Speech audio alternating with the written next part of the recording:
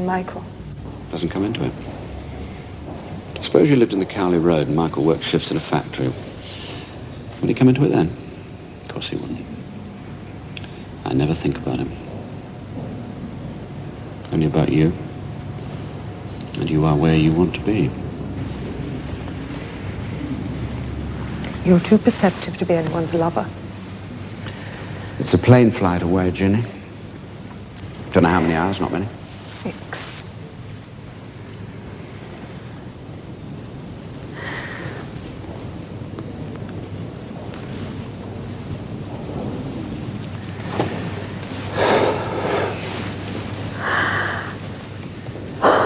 I set out in all this vowing I'd never hurt you.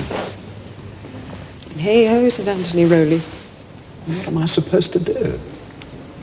Go. It was a pretty hopeless arrangement anyway. You're really not very worldly. Michael calculated that. You believe in all or nothing at all. Yes. Well, that's not very worldly.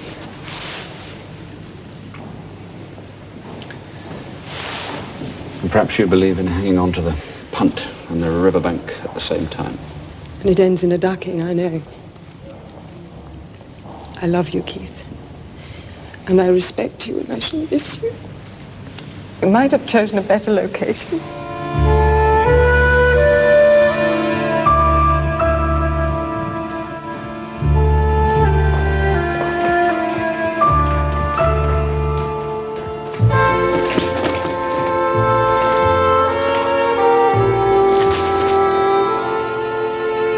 Patricia Anstey. Pat. Patsy. Trish. Where's the dope, Patsy?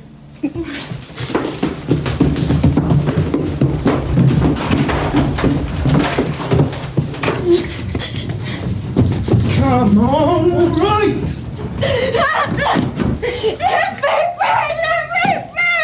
I wasn't doing anything! Back upstairs, for the time being. Get a policewoman, Terry. And better get a doctor. I'm all right. I won't run.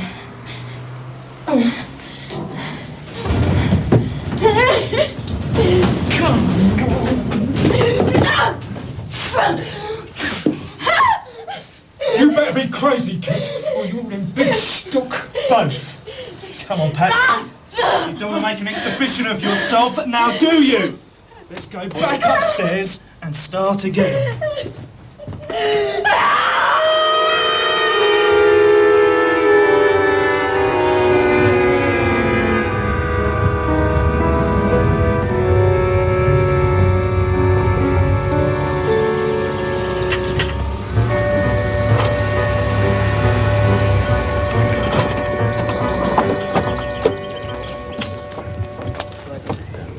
What's happening?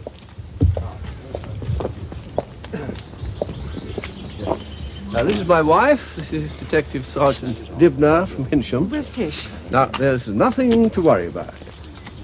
She's in London helping the police, and these chaps are just having a poke around. She's not in any danger, so you can go on up to the house. The lawyers have put a very good man onto it. Has she been arrested? No, no charges have been made, or not yet. Well, what's she done, for God's sake? Nothing terrible. Go on up to the house. I'll talk to you there.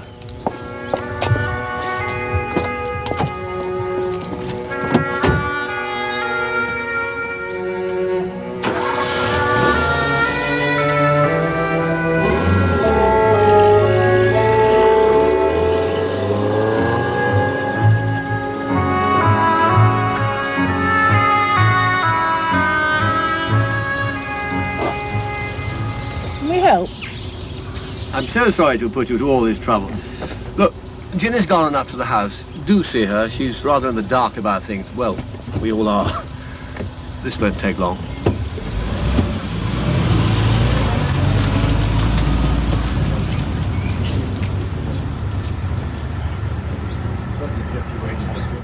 I do apologize for the complete lack of heating. Oh, they're young. They get up to all sorts. Yes, it's thrilling. Was your flat badly damaged? Well, I really came round to say how sorry I was. Because if it was, then I know Michael will want to make it good. Oh, what's the matter? Is it wrong to be sympathetic? He will want to make full recompense. No, it is not wrong to be sympathetic. I'm just very, very angry. Oh, you don't say. You don't have children, I think. So? Look, Barbara, I don't want to quarrel. I am very sorry for what has happened, and I appreciate your coming over, but really it needn't concern you. You're priceless. Do you know that? Just who the hell do you people think you are? We have the police round at our house just the same as you. You think this won't get our name in the papers along with yours? Well, I hadn't really thought about it in any detail. And then you just say, oh, well, she's not your daughter. I am trying very hard not to scream. Ewan was right about you lot. I didn't think he was. What does Ewan say about us? My God, you say you're angry. Do you think it matters to me that your kid's done a few pounds worth of damage? Do you think that's why I came round to get a claim in early? I like the girl. Or is that too chummy for words? Well, I'm as common as muck, Lady Hincham, but I'm a quick study. It needn't concern me? Great. And if we're made to look as big a bloody set of fools as you in the morning papers, well, then that's okay. I hope you get your boiler working properly. Barbara, You know what Ewan thinks? He thinks it's great. And I came round to tell you we're not all as stupid as that. Barbara... Mrs. Chivers to you.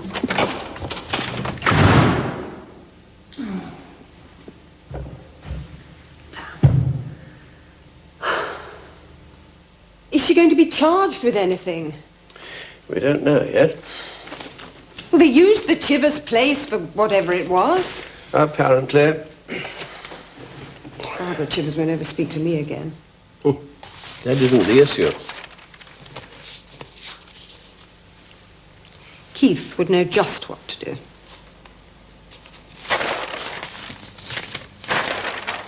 I didn't expect you back. No, I can imagine. What do you want, Ginny? A row or a ton of guilt to fall on you? Well, what the hell was Jamie doing not telling us about any of this? What was that stuff you gave me? You know very well. Stupid of her. How obvious. And that woman, or her husband at least, is just being used as our doormat.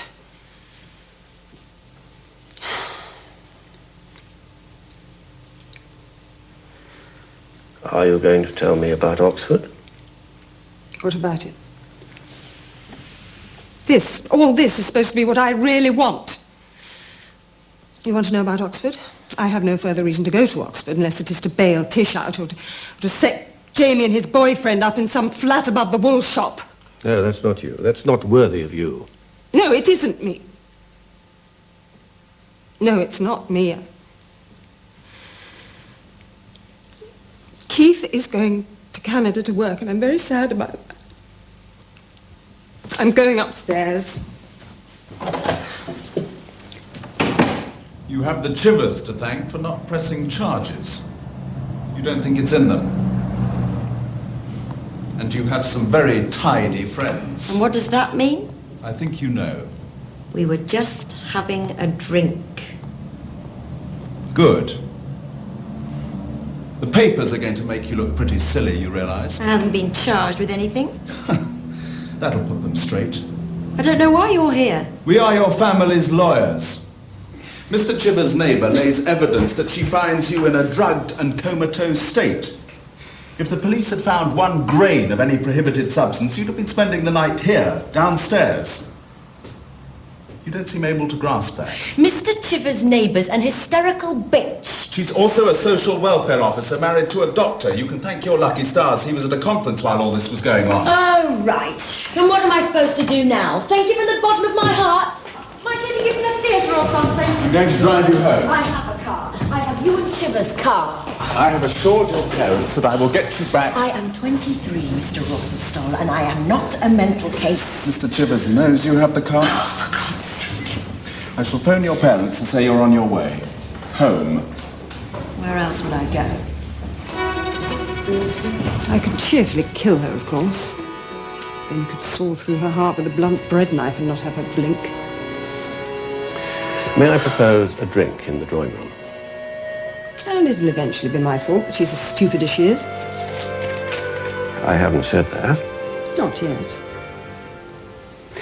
It sounds cruel, but whether she lives here with us, as I'd like, really like, or elsewhere, it's not going to make a blind bit of difference. She's a natural-born loser.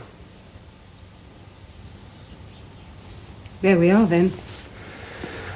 There we are. Well, damn you for your icy calm and your exquisite manners! Oh, God. Oh. Probably got my feet on some priceless work of literature.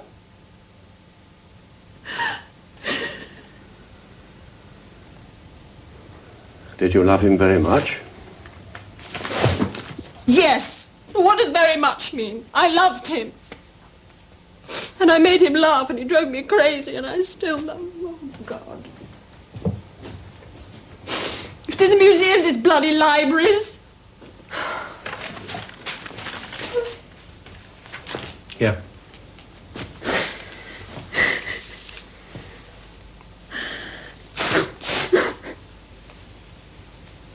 What will you do? So cruel not being young, isn't it? We're not supposed to be anything but prudent and far-seeing. We're not supposed to feel. Poor Tish, she's unhappy because she thinks we're happy. Listen. I really am very sorry. I think you may have an ancient curse hanging over your ancestral home.